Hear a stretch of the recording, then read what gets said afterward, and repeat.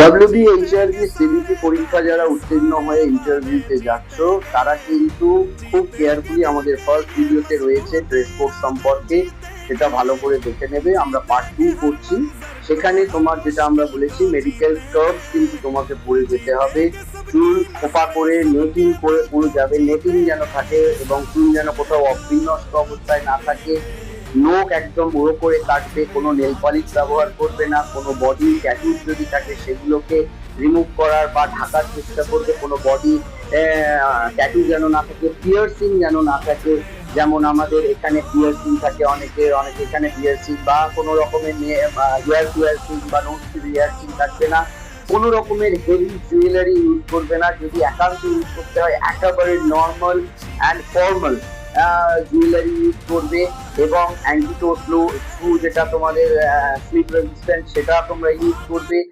আন্ডারগার্মেন্টও কিন্তু কোনো deep colour পড়বে না যেটা স্ক্রাবসকে ছাপিয়ে দেখা যাবে।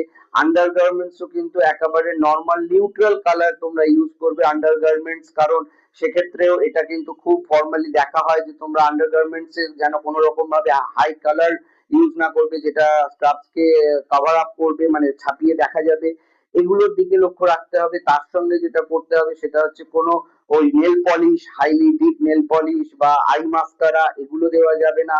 এবং অ্যাজ আ নর্মাল তোমাকে মনে করতে হবে তুমি বেডসাইড পেশেন্টকে ডিউটি করতে গেলে যে লুকসটা লাগে একদম প্রপার ডেলিজেন্ট অ্যারিস্টোক্র্যাট নার্সের লুক তোমাকে নিয়ে যেতে হবে। তুমি নার্সের জন্য যেটুকু দরকার একটা স্লিম ঘড়ি তুমি পড়তে পারো, হাতে কোনো চুড়ি বালা বা কিছু আংটি টাংটি পরার দরকার নেই, কোনো বিরাট কানে জুয়েলারি বা নাকে জুয়েলারি পরারও দরকার নেই, চুলেও কোনো স্টাইল করবে না, কোনো রকমের কালার করবে না, নেল পলিশ এবং আমাদের যে আমরা বলি যেটা আমরা করি সেটাও তোমরা কিন্তু ইউজ করবে না।